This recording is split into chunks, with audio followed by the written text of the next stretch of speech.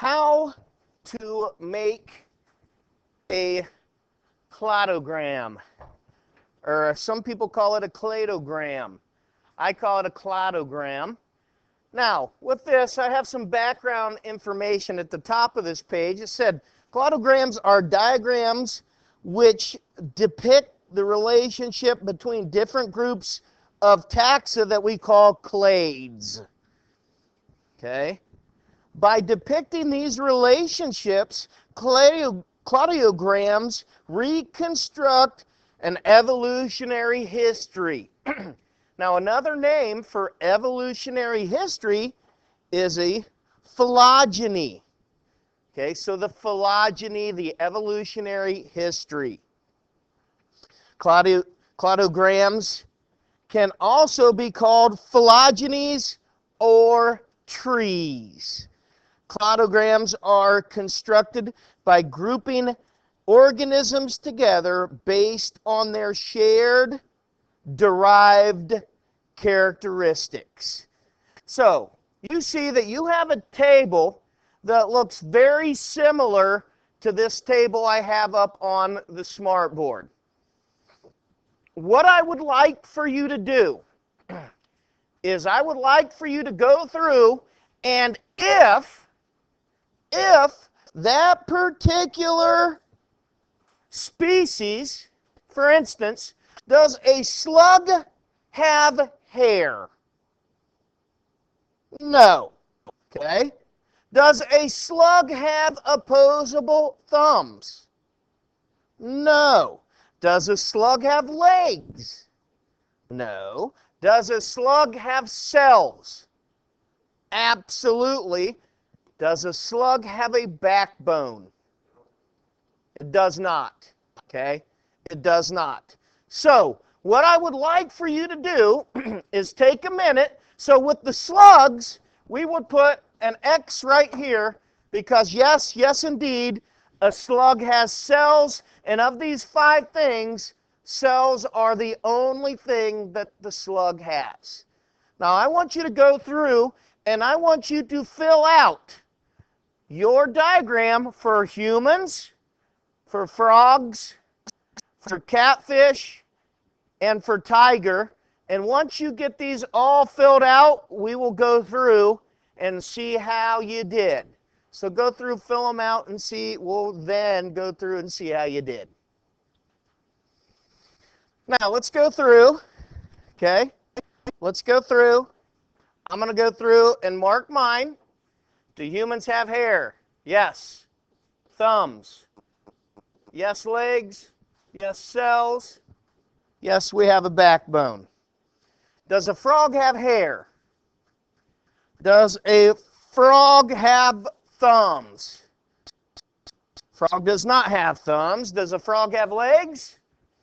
Yes, a frog has legs. A frog has cells. Yes, a frog has backbones. A catfish. Does a catfish have hair?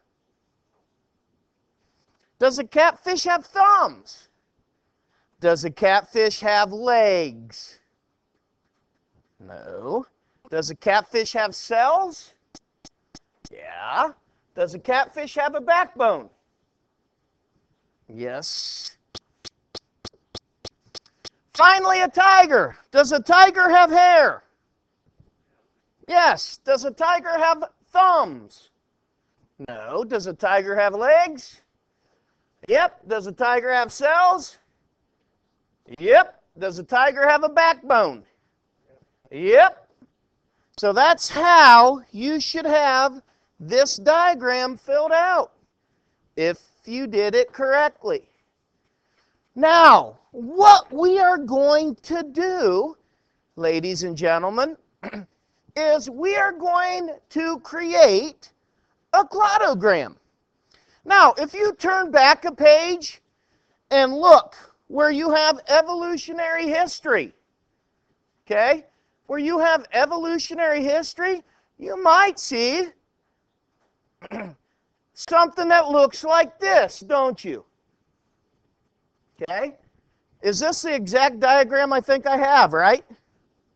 Now, this right here is one of the two versions of the cladogram that we're going to talk about. All right? So, if I would look at this, and I would say, let's look at this cladogram and answer the question, after which animal did lungs arise? Okay? After which animal did lungs arise? Well, where's lungs at? Can you find it on here? It's right here, right? So, after which animal did we start seeing lungs? After the perch, right? So, would this salamander have lungs? Yeah. Would the lizard? Would the pigeon? Would the mouse? Would the chimpanzee? All of those would have lungs. Would the hagfish have lungs? No. Okay. What animals would have fur? Only the mouse and the chimp, right? Only the mouse and the chimp. All right? So what we're going to do, ladies and gentlemen, is we are going to create one of these cladograms. Now, if you look at the bottom of the page, okay, on how to make cladograms, okay, we have something that looks like this, a Venn diagram. All right? Now, a Venn diagram, this is going to be a little bit different than the Venn diagrams you're used to making. The Venn diagrams you're used to making probably look something like that, don't they? Okay? Probably look something like that. Well, we're going to make them a little bit different. Because if you look back at our diagram here, what is the trait that every one of these 5 species have? Cells, correct? So, every one of these have cells. So we look and say, all right, here's the column for cells. Every one of these have cells. So that's what I'm going to start. I'm going to draw a circle. And at the bottom of that circle, I have cells. And I put slug by that. Why did I put slug by that? Because the slug is the only one that's the only trait that the slug has, right? Is cells. Would you agree with me? Now, what is the next most common trait? Jonathan? The backbone, right? 4 out of the 5 of these have the backbone, right? Which one only has a cells and a backbone? Catfish. So you should see now that I've drawn another circle, correct? And in that circle was the cells, the backbone and the catfish. Now looking at this, does the catfish have a backbone? Yeah. Does the catfish have cells? Yeah, it's inside that circle too. Does the slug have cells? Does the slug have a backbone? No, the slug's not in that one. What's the next most common one?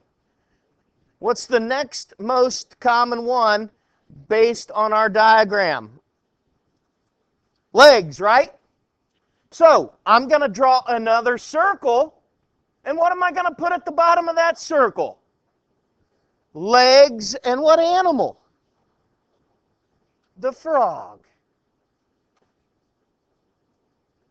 So, reading this, does a catfish have legs? No. Okay. Does a frog have legs? Does the frog have cells?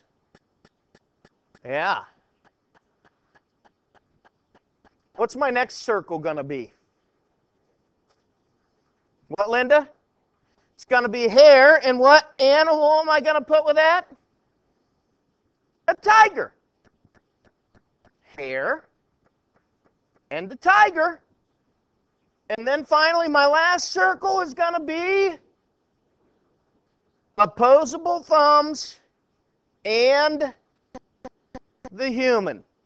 So your Venn diagram should look something similar to what I have here. Does it make sense how I did that Venn diagram? Okay, could you draw one of those yourself, given a chart? Well, we're going to use this Venn diagram now to make our cladogram. You have a line like this, don't you? On the next page.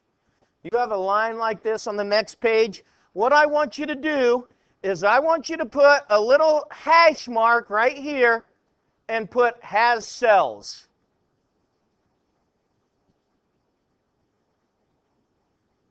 Because don't every one of these have cells? Looking at our chart, looking at our Venn diagram. Do every one of these have cells? Yes, right? Now, what?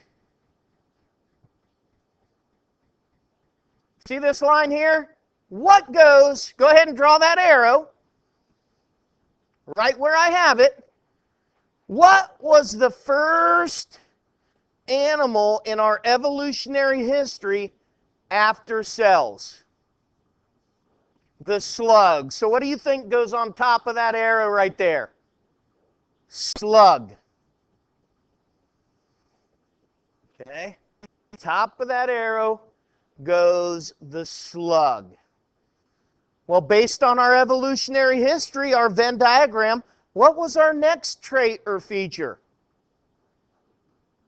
The backbone, right? So I put my slash there after the slug, and I put has a backbone.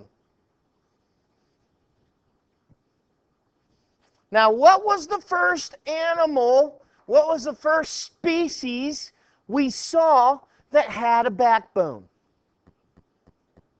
The catfish. Arrow, what's at the top of my arrow? The catfish. So you see how I'm making this now using my Venn diagram? What's my next hash gonna be? Legs, right? So I put my slash and I put has legs. What was my first organism? What was my first species that I saw that had legs? The frog.